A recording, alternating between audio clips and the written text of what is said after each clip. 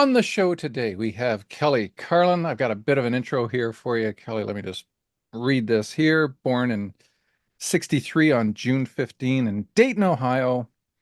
Only child of comedian George Carlin, first wife, Brenda Hosbrook. You began your career in entertainment as a production assistant and photographer for two of your dad's early HBO specials, George Carlin Again and Carlin on Campus. Then you wrote in 94, George pulls the plug for the second season of The George Carlin Show. After your dad's death in June 2008, you had initially discussed publishing an oral history of your father's life based on stories by friends and family. You regularly perform a one-person show, a Carlin Home Companion, detailing your experiences growing up with your famous father. And then you produced a second season of The Green Room in 2011, for a time hosted The Kelly Carlin Show on Sirius XM, radio's Raw Dog Comedy, and Waking from the American Dream on SM Modcast Internet Radio. And then you have a book, A Carlin Home Companion, Growing Up with George, published in 2015.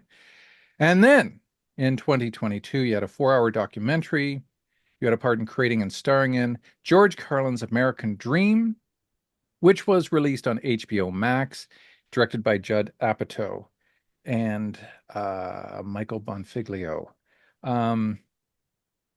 You interviewed some legendary comedians back in the day on your show.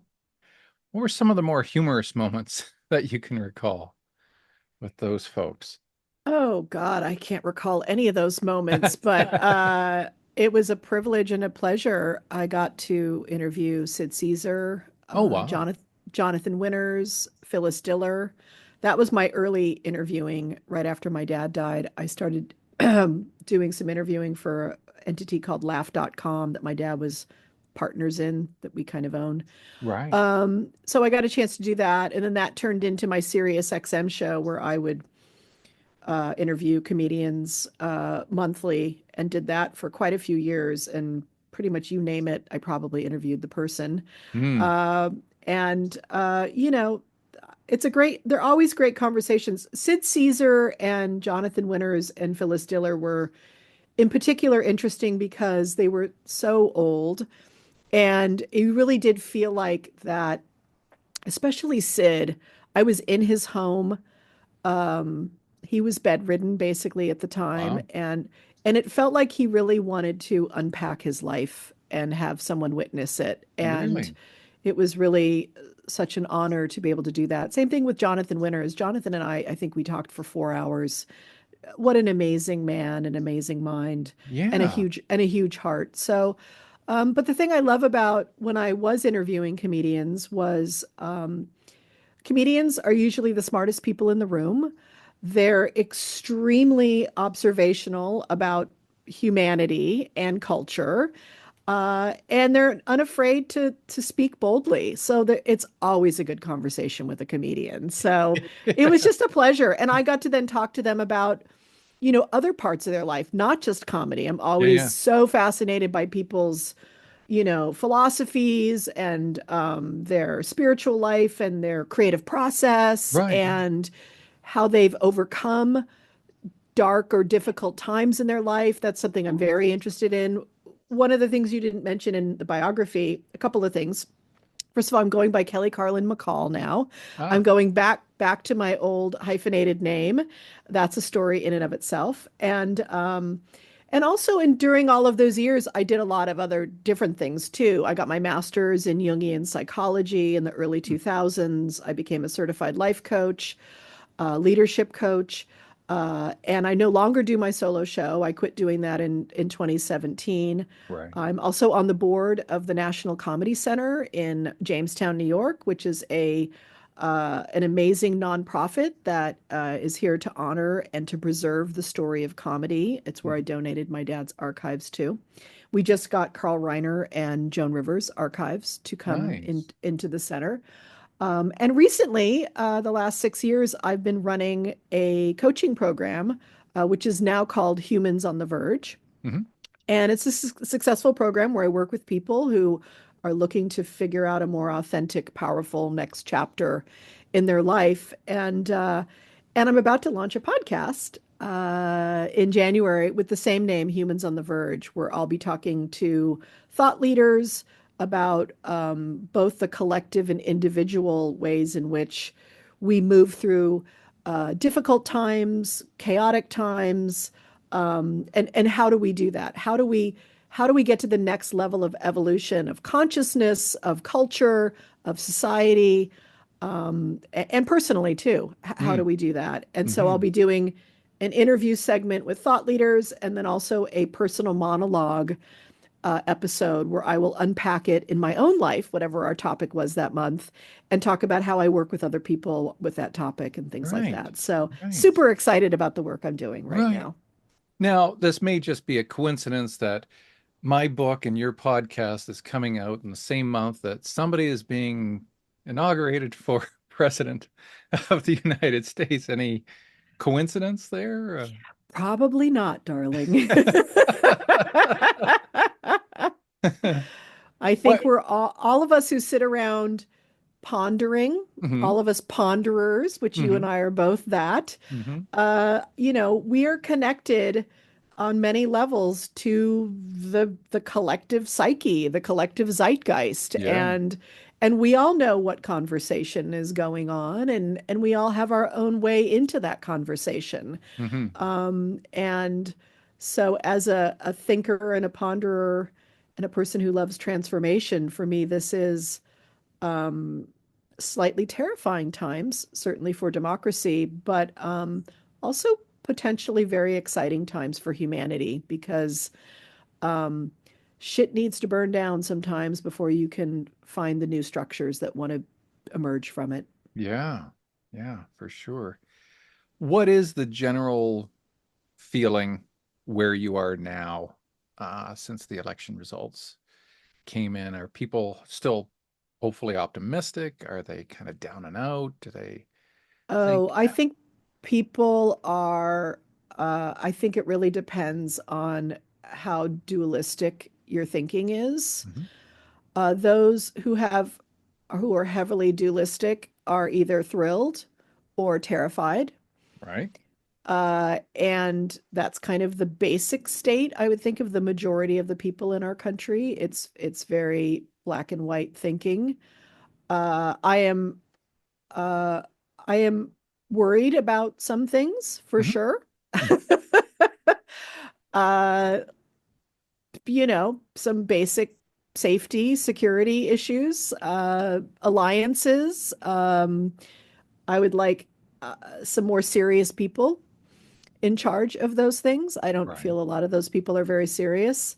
And yet here we are. Like I just keep saying that to myself and to people like yes, I mean I freely call it the clown car shit show on Hmm. social media. But here we are. And so what is being asked of us? What are we being called to? And of course, the main thing that I said 2 weeks before the election happened was no matter who wins, we need to do this differently, folks. Oh, yeah. Because this demonizing each other Hmm. and this uh, authoritarianistic bent on either side of wanting to either control bodies on one side or control speech and thinking on the other side. We need to calm. We need to let those people not be the main part of the conversation. And we need to Right. find a place, the real places, the true places, which we have, probably 90% in common Yeah, on some level. absolutely. So I'm, leaning into collective groups and to places and to communities and to thought leaders that like to hold that space, Right. which is, what holds us together as a species? What even holds us together as a country? And and think about those things, So that's kind of how I'm starting my podcast, or with kind of three people whose worldview I find interesting and mind-opening. One is a Zen master, so we're talking about the non-dual through consciousness and the work of the shadow, the human shadow. which is a big part of what's going on. And then, of course, I'm talking to an integral theorist, Steve McIntosh.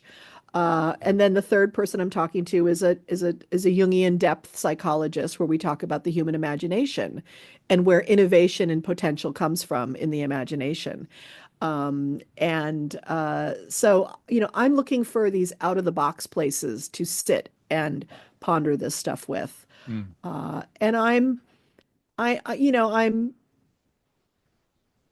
worried about things. I'm worried about the chaos that will be ensued, and I'm worried about science being um, really devalued. right. And that terrifies me. Um, and I'm worried about, you know, who's going to be grifting what money for where. Yeah, and we up in Canada are just observing and wondering, to what extent will we follow suit because we have a gentleman poised to become prime minister, and I don't think he's as far right leaning as in the U.S. But and our prime minister has been in for quite some time, so it's usually the pattern that we chuck the old party out and get some fresh blood in there, which is always good, Yep. to shake things up to see Yep. what we can do better if possible, right? So yeah, I'm not overly concerned. We'll just have to see how this plays out. Well, when all of us end up at your doorstep, Christopher, because we, Yes. we need safe haven, you might be a little more Yeah, we've got some concerned. spare rooms here, so we can Good to know. take a few Good to know. take a few Yes. folks Yeah. if necessary. Absolutely. Yeah, it's Now, funny, in just briefly before you ask the next question, in yep. 2016, on the day of the election, Mhm. we didn't no one knew how it was going to go. Most of us didn't think it was going to go the way it went. No. But I applied for my Irish citizenship that day because my grandfather was born in Ireland. And so Right. I now have my Irish citizenship. And I Wow. am, depending on the level of chaos, I am contemplating spending maybe a few months a year in another part of the EU, something like that. So Okay. we'll see. But, that's my little back door. I would never leave America permanently, but to know that I could kind of get out of the way of it for a while All is right. nice to know. Yeah. Well, I'm going to give you some Gaelic. Here's something that was given to me at the airport in Dublin. Okay. Conas a tattoo. Uh, Uh-huh. how you doing? Kind of thing in Nice. Gaelic. Um, Back in 2017, the the woman meeting us, when you come into the airport, why are you here? Uh, Bit of business, bit of pleasure. What's your business? I'm meeting your president, Michael Higgins. Really? Okay. What can I say to him? What do you think would be? And that's what they wrote down and said Oh, that's say lovely. that to him. So, love Ireland. Love it. Great country. Do you know which part you're from? Yes, Donegal. My dad's people are from Donegal, Okay. in Clare County, and my husband's people are from County Monaghan, which is kind of central and just below Northern Ireland. Right. Yeah. Yeah. Beautiful, beautiful country. Um, with what's happening with the divisiveness in the US that we've been seeing, how much blame or accountability, if not blame, do you place on the media for going after the fringe people, right? Because that gets more attention, that gets us more enraged, right? So they tend to go kind of to the fringes, and Yeah. then they normalize the fringe, and then Right. those who are in the middle say, "Hey, these fringe guys are kind of nuts." But they're getting votes and they're getting support. So let's kind of be more like them. How much has the media been a part of that? Yeah. I mean, I think it's been t over 20 years of Hmm. this. I think, I always love to thank Bill Clinton for this when he deregulated our with the Communications Act in the Right. 90s. And so, yeah, of course, people get their information from certain places, and then once Fox News became a thing, and it became that version of uh, the way we look at things happened, and it was Rupert Murdoch, who's Yeah. very much Yeah. about being provocative and getting eyeballs. He's not really about news. There was some good people on Fox that were Yeah. actual real journalists and That's right. very interesting, I find. I think they're all gone now. Um, so there was that was the beginning of it, and certainly the beginning of talk radio happened in this country too, when there was no one really speaking. The culture had bent a different direction, and so there was no one speaking to these people directly. Yeah, yeah. So, of course, I mean, wherever you get your information from is what's going to create your worldview and your reality.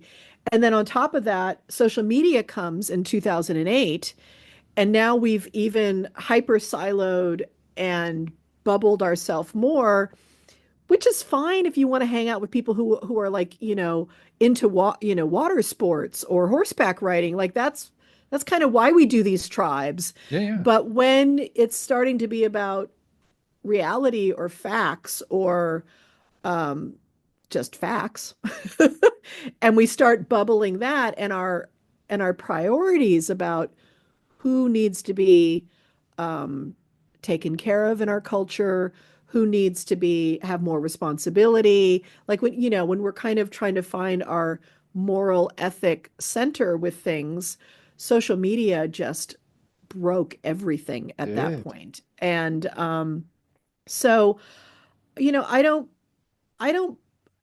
I wish I could blame the media, but they're just doing kind of what they're doing to survive, Hmm.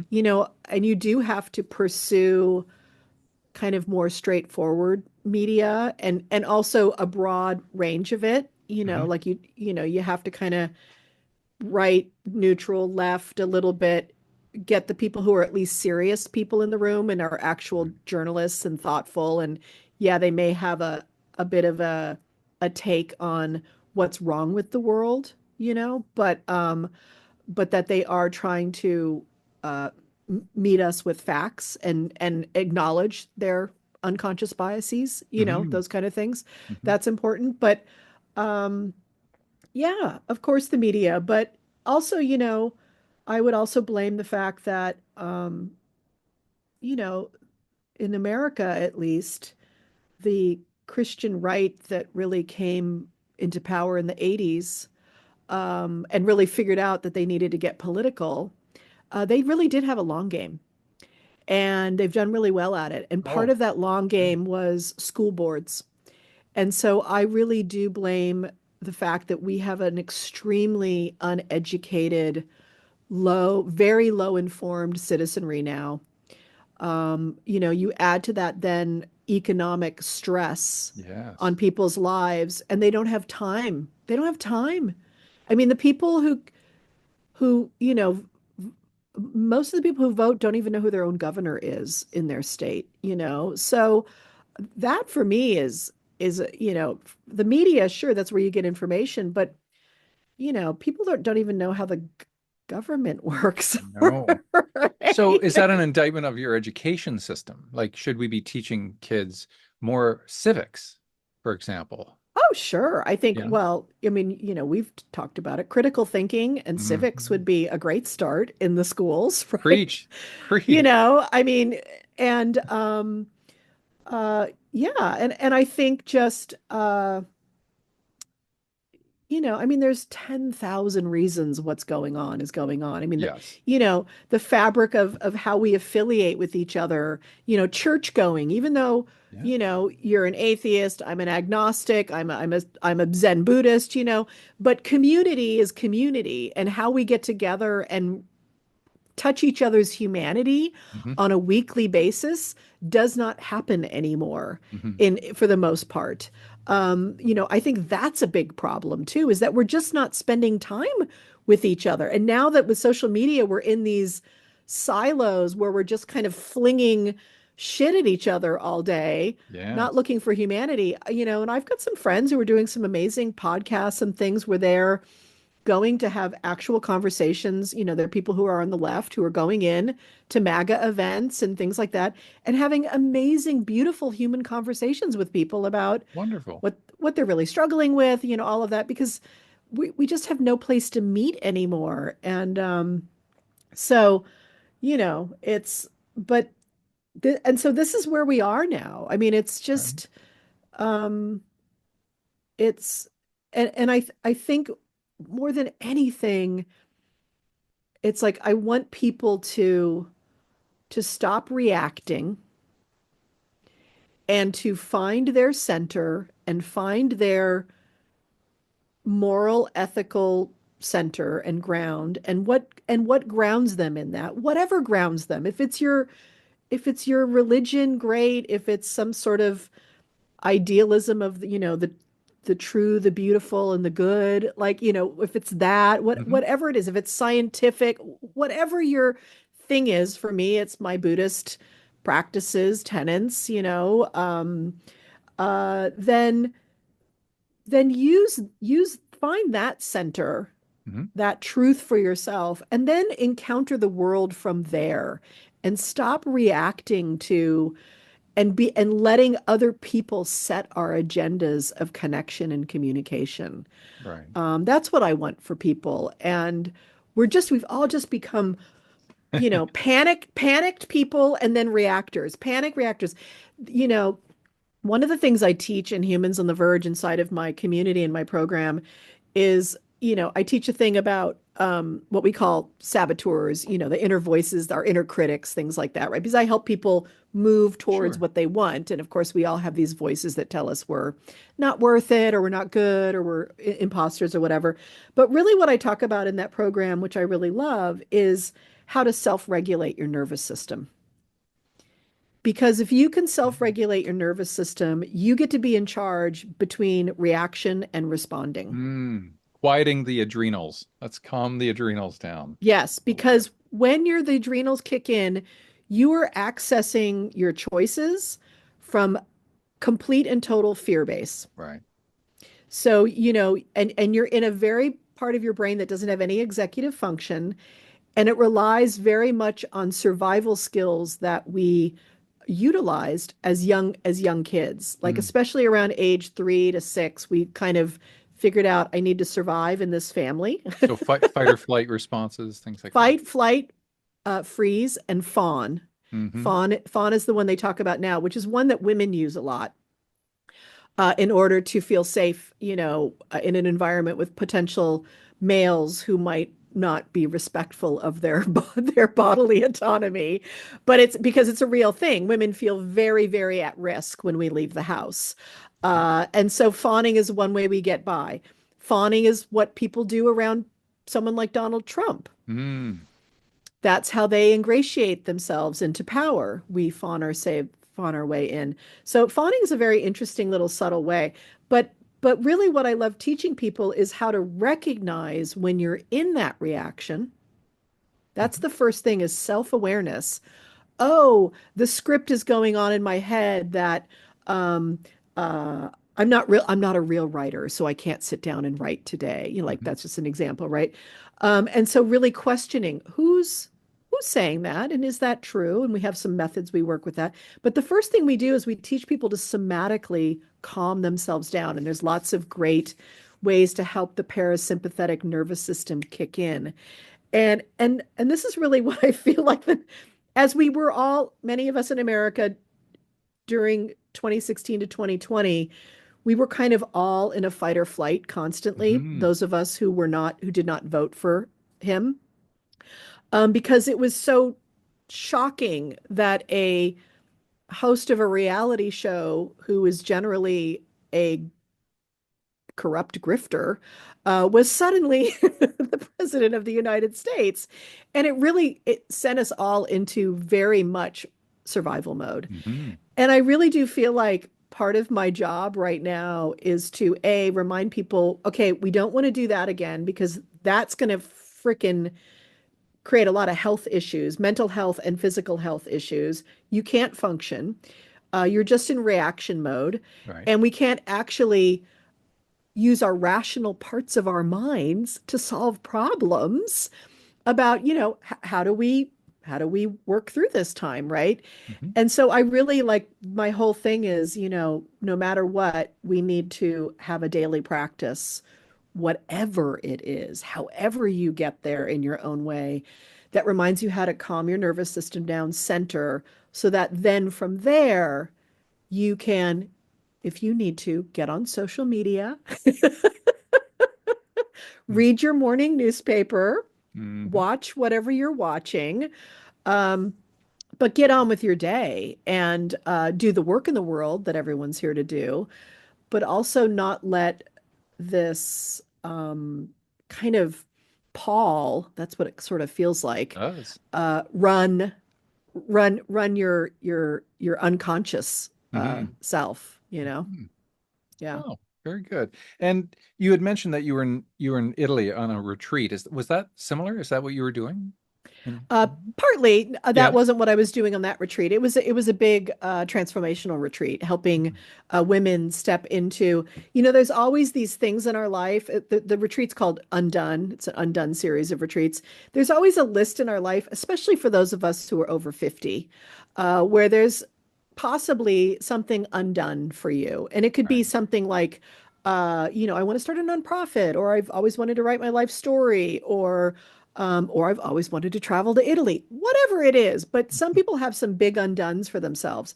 And the person I partnered with, she and I are both very dedicated to helping people who have like we always want people to never live in regret in their life. And to really be able to express who they are out into the world and to leave some mark of that. And it could be something very small and simple, a Mm, garden or a thing or running for president, whatever it is. But that big question that life coaches tend to ask new clients, which is you're on your deathbed and you've looked back at your life. yeah. Have you lived your life? And if not, what's missing? What's the thing? And really helping people get clear on that and helping people then um, see what keeps them from that. Part of it is those saboteur voices. Part of it is our cultural upbringing, our familiar upbringing, um, and then helping them find their internal permission to do that, Hmm. and then help them with having accountability and a community to walk through the process of getting it done together. And so that's what we did in Italy. And the reason we chose Italy is because for some people, just signing up for a retreat to Italy is such a big leap for them that it makes the next leap into um, really committing to their undone project that much easier. Because when we make leaps, we see, oh, look, the earth didn't open up and Yes. swallow me, and all the walls didn't come down, which is, again, that part of our nervous system that wants to catastrophize because it believes there's a saber-toothed tiger around every corner. Hmm. Yeah. Could you imagine Woody Allen back in the Pleistocene? He never would have, right? He never would have done anything. He would never would have gone out of the cave, right? He'd always No, be a nervous wreck. but he might have been entertaining enough that other people took care of him Maybe. because he had the skill of that. Like, if you Yeah. really think about those skills, not everyone had to be a hunter-gatherer. Some people needed to be able to tell the good stories around the fire at Right. nighttime. Right. But nonetheless, we're still sacrificing a George Costanza. He really doesn't have his character type. I don't know if Yeah, that's helping. yeah, I think back then that is absolutely possible, right? And that's the thing about the evolution of humanity is that we tend to care more and more. Our circle of care gets wider and wider Does. and wider as we evolve, Mhm. right?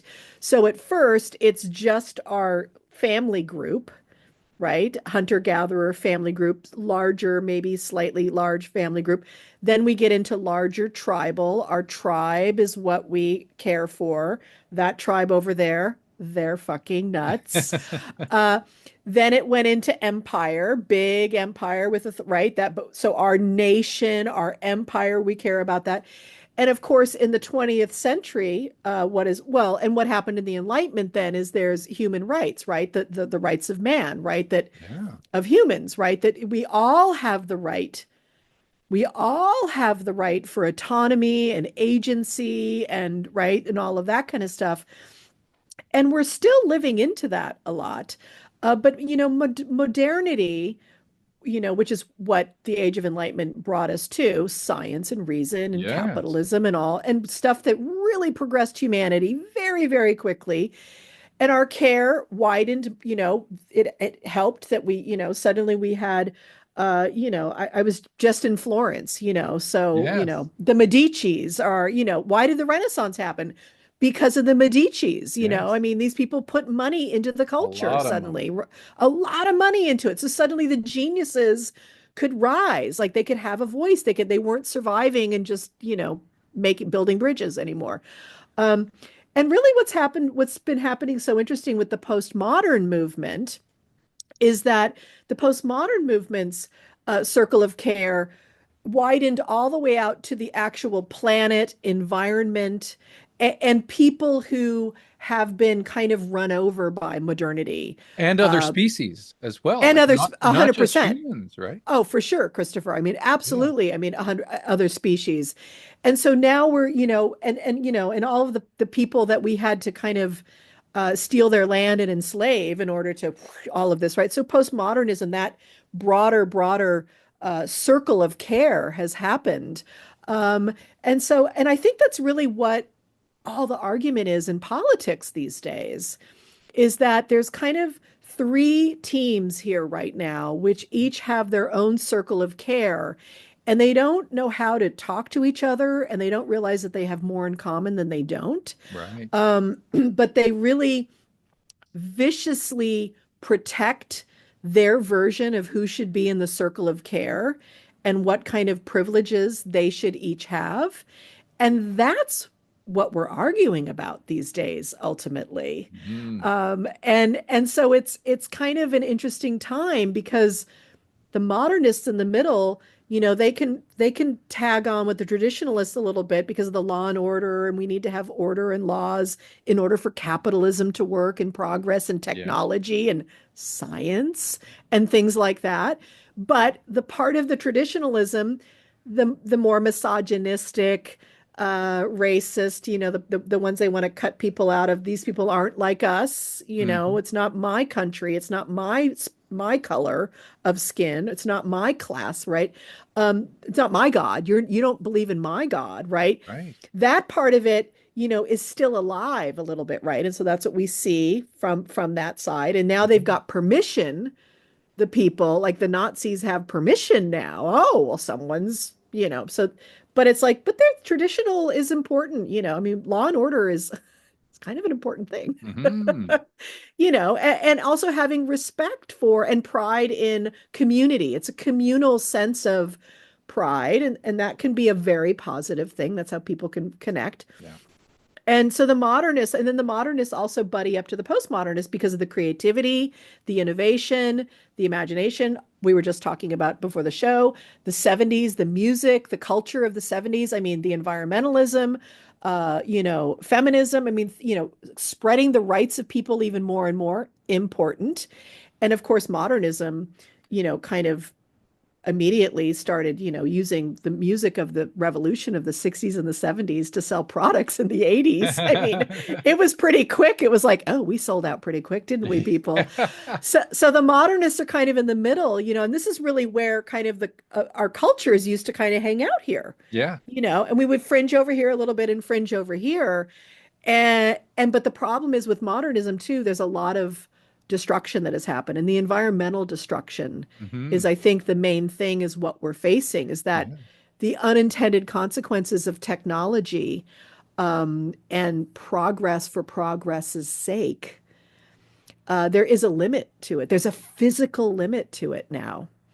And so, but we don't talk about it this way. We talk about, fuck the capitalists and fuck the politically correct and Hmm. fuck the fascists. And it's like, yeah, but we're not actually talking about what's actually really going on or needed right now. Exactly. We're just name calling all day long. And of course, we could all do that. We all got opinions about all these kind of three parts of it.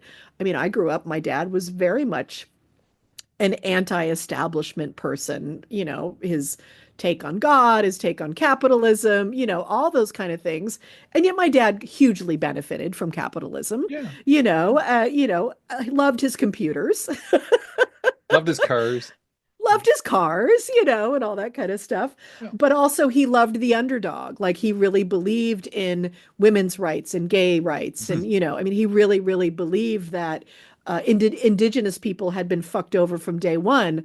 And certainly, Black Americans, especially, Mhm. so he was very, very much never a frontline activist, but from day one of my life, this is what my dad taught me, Yeah, yeah. So I really feel I'm in an interesting place in my life because I can appreciate all three of these worldviews for what they bring. Right. And those of us who kind of read this stuff and talk about it, this is what we call the integral perspective. We can see the power and the purpose and the good parts of all of these things, and we can also see the pathologies of all of Of them. course. Um, but the people who are in these silos, Christopher, Mhm. they really, really cannot see that they're stuck inside of a worldview, Right.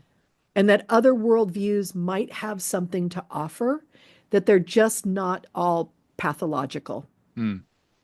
And so how do we address that? Is it an educational problem? Is it something we have to start with the very young and I think and so. give them critical thinking, give them world religions, right? Like just give them Yes, everything and let them, comparative right? comparative religions, Sure. have them there's an age, I can't remember when it is, when children get to be able to step into the shoes of someone else's perspective. Right. Not everybody gets that. I Not know. everyone gets that developmental level of consciousness or I know. thinking. So we have to remember that some people really can't step into other people's shoes Right. and have empathy for them.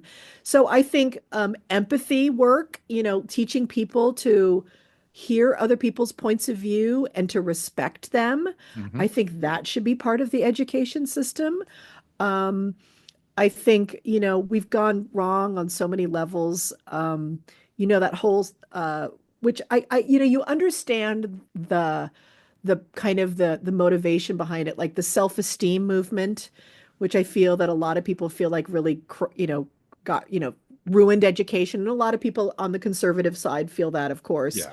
Um, but even people now kind of post watching what what happened to kids that went through that system and what they didn't get to learn, Right. Right. which was how to self-regulate themselves with disappointment, Hmm. which is kind of a really essential survival mechanism It for is. being a human being and being a person of society. So I think a lot of that then fed this postmodern victimization story and ramped it up in ways that, it could have been an important intellectual point of view and an Could have been. important part of the conversation and still is. But because of the rampant insanity of victimization that happened, um, it just kind of really like left a bad taste in everybody's Yeah. mouth. Like we don't even know how to deal with this anymore. And of course, now there's a lot of people who are seeing that on the left. And I think a lot of people have been there for the last 10 years, but because of the atmosphere, the political atmosphere, we can have nuanced conversations in private, but you want to be more careful about that in public. But I think a lot more people are much more interested in the nuanced conversation now. I think so, right? I'm hoping we're heading in that kind of a direction. Um, Switch gears a little bit here. Since you were last on the show, the documentary, George Carlin's American Dream, nominated for quite a few awards and won an Emmy. How did We that did. feel? How did that Oh my, feel?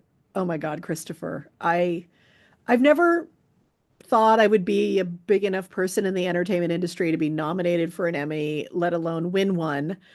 But it was incredible. The whole process was so beautiful because the minute we hired Judd Apatow and Michael Bonfiglio and his whole team, and we knew we were in good hands because I was a dear friend of Gary Shandling's, and I saw Oh, what Judd did with Gary's love documentary, Gary.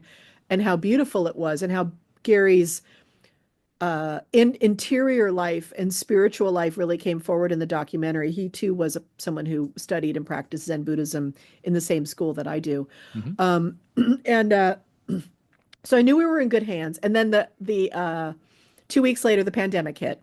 Mm, And but the good news was they knew they had such a big archive to go through with my yes. dad because it was a 50-year career and we had so much material, both physical and video for them to and Yeah. audio. So they spent a good 9 months doing that. And then they interviewed me at the end of 2020 for that. And then they interviewed me again in 2021. And other than that, I gave them a couple of things that I thought was an important kind of overview. Hmm. But other than that, I said, you guys are in charge. Like this is your thing to make. And then in the end of 2021, they sent me the rough draft or the rough cut. And I was like, well, first of all, I was so nervous. It was so because I knew I'd been interviewed twice and all of that, and you just don't know how you come off. And I knew I also was like, oh, it was pandemic weight, and it was like all of my vanity showed up and everything. Yeah, yeah. But I was just so terrified because it's one thing for me to write my own memoir and to do my own solo show and Hmm. to be in control of my story. But it's another thing when you hand your story to someone else and you just don't know, right? And so, first of all, I immediately said, I'll watch the first 10 minutes. And the first 10 minutes were so good. I was like, oh my God, this is going to be fantastic. And then I watched the first episode, the first 2 hours, and I was like, I said to my husband, I'm kind of in this thing. Like, I'm clearly the keeper of the Carlin family story.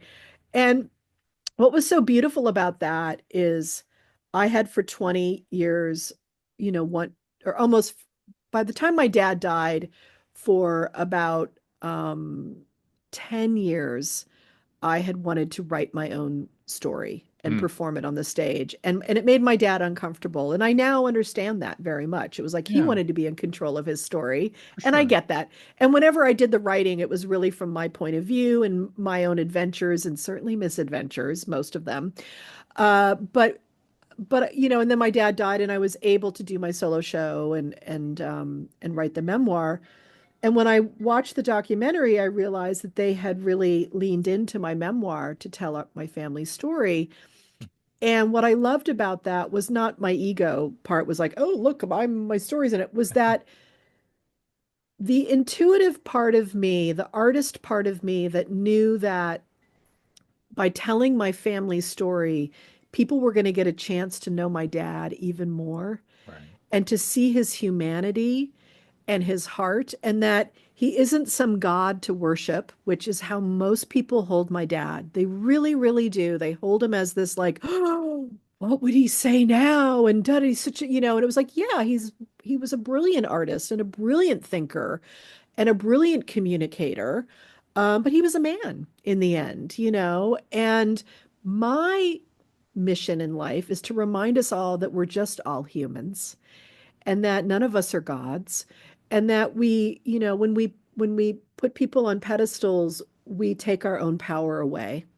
Mm. And so and so I wanted people to have the experience of seeing that the genius, the god George Carlin, was also a man who fumbled in his marriage and had issues with addiction and wasn't always the best dad, but he always loved deeply and cared deeply, and that's what was really revealed in it. And so for me, it was a kind of a validation, an artistic, Hmm. intuitive validation of my story got to be our story. And then it really added a layer to that documentary that couldn't have come from any other No, place. right. And so it's really helped me trust my artistic intuition even more these Oh, days. good.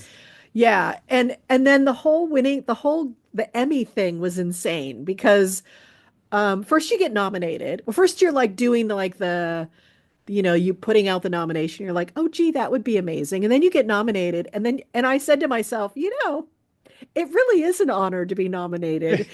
And you go to this thing called the nominees party, and it's a big party out here. And all the nominees have a little pin on. And you're with the people who are in your category and other categories. And you're like, yeah, like this is all a level of excellence from your peers. It's not there's the award shows can be very bullshitty in a lot of ways, but Right. when your peers are thoughtful about things, and especially in categories like documentary and things like that, they really are. And I saw who we were in the category with. I was like, this really is an honor to like the top five. And there's 10,000 documentaries these days with all these Yeah, I fucking know. streaming services. So then we go, and of course, I'm like a newbie at all of this. And Judd Apatow's, he's like, I've been through 10,000 of these or whatever. And I don't know how it's going to work and who's going Yeah. to speak. And I didn't want to say to Judd, like, hey, are we speaking together? Or what's like, I didn't want to be the dorky girl, I guess. And so we get there and we're at the table and everything. And then our category comes and you hear, they're doing the category and you're like, and then they open the thing and they say your project.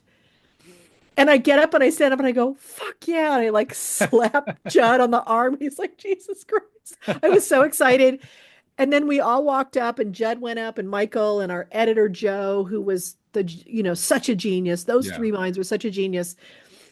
And I had my dad's manager with us, Jerry Hamzo's in his late 70s, early 80s now, walking slowly with me. And I get up there. And when I get up on the stage, Judd just does this gesture towards the microphone, like it's all yours, Kelly. Wow. And I thought, that is the classiest thing ever. Like, this truly who Judd Apatow is. Yeah. What an amazing man. And I had a little speech done and I had a joke at the end and the joke killed. And, and now this thing sits on my mantle.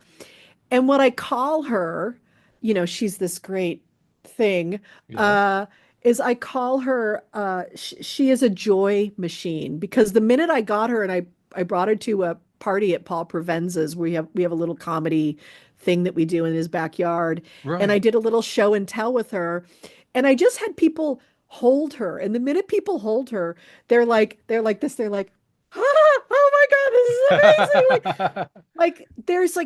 Like there's a joy emanation machine that she creates. Cool. And it's just so cool. It's so lovely and I'm so proud. And my dad never won an Emmy for any of his specials because he was always in this stupid category where he was up against like the Oscars or like Oh, it right. used to be Yeah. called variety specials Yeah. or live events or something like Yeah. that.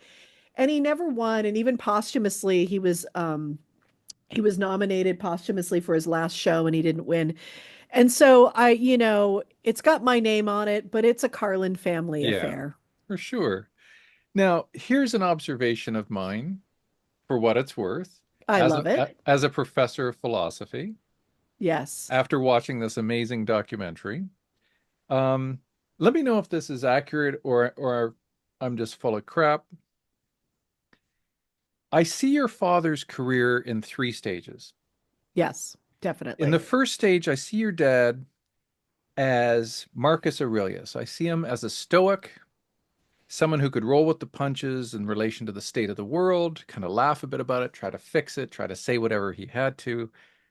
But then throughout the 80s and 90s, he becomes more like Piro of Ellis. He becomes more of a skeptic. He has harsh criticism of religion and the glaring lack of critical thinking in American politics. So he's right. And then in the 2000s, he becomes sort of like Diogenes the cynic.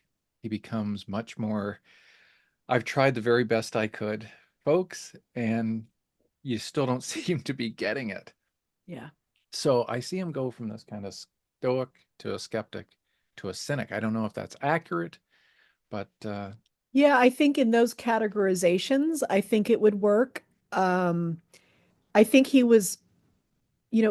talked about it himself, and it's something I pushed him on, and I think it's probably something right. you and I mentioned the last time we talked, was that he was a brokenhearted idealist. Yeah, yeah, And so, and and I think that is definitely one way of categorizing him. Uh, and the cynic part, there's a lot of different ways to define that. The way he used to define it, though, was uh, that he believed that that a cynic was really someone more like Mitch McConnell, who knew the truth and knew better and still didn't live up to his moral center. mm, He felt that was that those kind of that politicians for the most part and other people of with wealth and power in our who benefit from the status quo are cynically use their power uh, to um, to reward themselves, and and knowing all the while that they are degrading the environment and oppressing people's rights and taking away the ability for people to live the American dream. Hmm. And so for him, that was his personal definition. And I think I know there's probably a Bill Maher where he says there's a couple of interviews where he talks about that in Right. particular. And I'm not super well read on those philosophers, although I love Stoicism and I've read it and I'm a fan of that look. Like for me, that's kind of where I like to live. Um, and I think skepticism and cynicism are important points of view to Yeah. put on in order to wake people up for Hmm. sure. Hmm. Yeah. To what unconscious worldview do you have, right? Yeah. I Yeah. think Yeah. that's what the skepticism of institutionalized religion is really about. Hmm. Is that, you think it's this, but let's look at the you know, the damage Yeah. Yeah. also, right? And what is it taking away from you? Hmm. What are you having to give up? Um, and certainly, and then that's definitely with the political institution of these things. Then there's Right. the transcendent mind, which that's what the mystics do. They don't give a shit what institution it is. They're just going to go either drop acid or meditate or whatever the fuck it is, and and have an experience of the non-dual, which is, but this hierarchical relationship with the transcendent is not, you know. So anyway, but I love that, Christopher. I think that's a fascinating take. Um, and within the academic definitions of philosophical definitions of those three things, I think it's very observant and very interesting. Someone should write a paper about it. Yeah. You I'll need add to it. assign that. You need to assign that to one of your students, Christopher. Yes, exactly. I'll add it to the list for sure and get right on that. Now, I'm working with AI risk mitigation now. I've got this new book coming out in January. You're in it, by the way, just to let you know. Oh, is our little Yes. event in Yeah, it? let's talk about the event, shall we? Let's So, talk. how much Yes. background information do we tell people? A couple of I think, guys. Go ahead. yeah, a couple of guys. I'll just tell my version Yeah, of it, which is I sure. got an email on like January 9th or 10th of 2024 that Mhm. said, "Hey, I just saw that someone dropped a new George Carlin special on a podcast and it's AI generated." And I'm like, "What? Yeah, I bet. Excuse me?" And within, 24 hours, whoosh, the world went upside down. Yeah. And what I was told from these two guys and their podcast is that they're two comedians, and they've got a third person on the podcast who is actually an AI bot that they've given them access to all of their life, and so the AI bot gets to know them and is a generative AI bot and kind of creates conversation and talks to them and all that kind of stuff based on whatever they're doing. Mhm. And that this AI bot on its own, which is weird if it's really generative AI, how would it do that on its own? Mhm. Um, Consumed everything that George Carlin had ever written or done, and spit out an hour-long special called "I'm Glad I'm Dead," and it's "I'm Glad I'm Dead," a George Carlin special. Right. And that's where I was on January 10th with this reality. And of course, I made a very uh, particular statement about it on social Hmm. media, Hmm. my take on it, and then it was revealed after I spoke to a lot of lawyers and finally got someone on board, because what it looked like from the outside was that we had an incredible chance.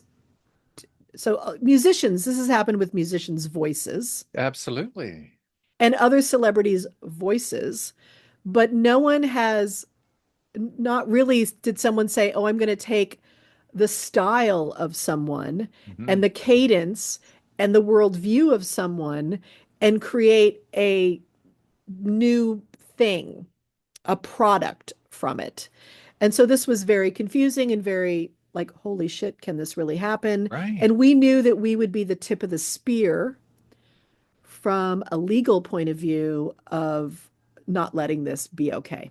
Yeah. That we had to protect my father's name and likeness, which is Hmm. called rights of publicity, and his intellectual property, Correct. and his future value of his intellectual property, which would be watered down by anything that was not built by him, made by him. Because in the future, AI will be scraping content from the internet and they would Hmm. assume that it is him, Right. Right. which would completely water down and everything because then it's becomes part of the thing, even if we used AI to generate something of George Carlin's. So anyway, so we knew we had a case. So we created, got an amazing legal team who wanted to go all the way to the Supreme Court. Like Oh, they they were like did. ready, like Interesting. they were really on pro bono, wanted to do this, wanted to change the law because they knew that we needed to change, that we need to get some real guardrails up with this Get a stuff. precedent if possible. Get a precedent, exactly. And then the minute we served the lawsuit to the gentleman, should I even call them gentlemen? I do not know. Their representative suddenly was willing to speak to the press and spoke to the New York Times and said, "Oh, actually, it wasn't AI generated. The comedians wrote It was it." these two guys. Which I have to say, Christopher, is more egregious. Yeah, it is. The fucking balls on these guys. Right. And then to blame, and then to like put it over here in the corner, Hmm. and all of that. And so that part of the lawsuit, the AI generated part, didn't go forward, but certainly the name and likeness, the rights of publicity, and the watering down of the legacy, and the Right. need for them to take it down and Yep. to keep monitoring it and things like that. So Right. that all ended up happening. We ended up settling out of Oh, you court. did. Okay. And And in the book, I refer to it as a kind of a Victor Victoria move that they pulled, right? Where they oh, I like that, not a bad Christopher. metaphor, huh? Nice. Yes, it Was that a 70s was. movie? Was that a 70s movie? 80s, I think. I Okay. think Okay. maybe early 90s. Well, no, it was We'll have to 80s. It look was it up. 80s. It was All right. 80s. Yeah. Yeah. Yeah, no, definitely. And yeah, it's what happened for me, which it got me involved in the fight very much so with artists. It got me connected to the SAG-AFTRA union to meet the people who were on the front lines for to protect actors and voice Yeah, actors, and all sorts of other actors, for sure. and really then got me to I was invited to a place called Chautauqua Institute. They did a whole week on AI in July of last summer, 2024, Hmm. and I and Jolie Fisher, who's Carrie Fisher's half sister, who was on the committee of SAG-AFTRA, we got to come and talk about the state of the creative arts and AI. Ah, okay. But really, what it gave me an opportunity to talk about was the protection and the power uh, of the human imagination, Right. and that's what this is really about. Is we've barely tapped the potential of the human imagination, and no machine can ever replicate it. And why would we want it to? It may be easier to get a picture of a dog if you're an amateur and you need a picture of a dog, but the reality is that most of the time, what we uh, what we honor and what truly affects us deeply, whether it's literature, visual art, spoken word art, um, any kind of academic thinking, scientific breakthrough, all that kind of stuff, is that part, and certainly with the arts, Hmm. I don't mind, a doctor utilizing some sort of, I mean, we use AI all the time. I mean, it's Sure. Of ridiculous. I mean, course. but especially generative AI and the arts, the thing that makes it so enlivening to be a human to experience art is that we know that another human made it or that humans came together to make it. And that's really what I'm always pushing in the conversation now is Sure, you could. There's a great example of it. It's a few months back, someone did a AI generated tracking shot of an opening movie, a 5 minute tracking shot that looked really great. I mean, it looked real. And Justine Bateman is on the front lines of all this AI, Yes. anti-AI art Right. stuff. And she just wrote, well, anybody can do that. But the reason we love an amazing 5 minute or 3 to 5 minute opening tracking shot in a film is because we knew it took 60 people at least to make everything happen at the Mhm. right moment in one take. Right. That's part of the thrill of it is that yes, the experience of it is interesting, but there's this other part where it's like, oh, we did that with this imagination and this mind and this ability to collectively communicate and cooperate. Mhm. That's why it's amazing because look at what we did. So, um, these are interesting times. I cannot wait to read your book, Christopher. I'll be sure to get you I'll send you out a signed copy I'd love when that. it hits the shelves. All right, let's finish on something kind of fun. Troy asked you before about the Saturday night. What are your thoughts about the whole This SNL thing and the SNL movie. your dad's involvement and you're being there and checking it out? Yeah, it was well, it was a kind of a roller coaster. I heard about the film and then I heard Hmm. from some people that the film had contacted somebody. Right. And I thought, well, I hadn't been contacted. And I thought, well, that's kind of weird. They're portraying my dad. And I knew that they were probably doing it as a historical event and that they didn't need to get permission from the estate or anything like that. And that was fine. But still, you're making a big, big, big, big studio movie and you're not going to reach out to every person, especially the dead people's family, and say, Yeah. hey, just want to let you know we're doing this. So that kind of fell through the cracks. I ended up having a little slightly snarky tweet about it. And 3 days later, um, the most wonderful Jason Reitman called me and said, Mm. this, I have been remiss and I am sorry. And we had a wonderful conversation. And he ended up inviting me to a screening, uh, which was really beautiful because I got to sit in the screening room with Lorraine Newman and Billy Crystal and Garrett Morris. And that those original 5 years of SNL, I was a teenager during those times. So Yeah, what was that like?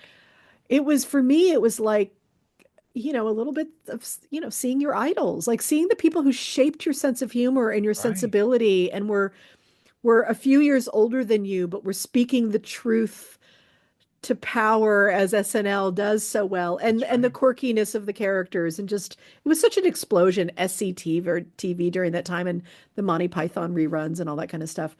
So it was really very, very, very touching to be in the room with them while they got to witness that, and it was touching for them too. And then, being a little nervous about how would my dad be betrayed. I knew that I didn't know my dad went to go shoot something called Saturday Night Live. Hmm. I was 12. My dad would just go off and do things.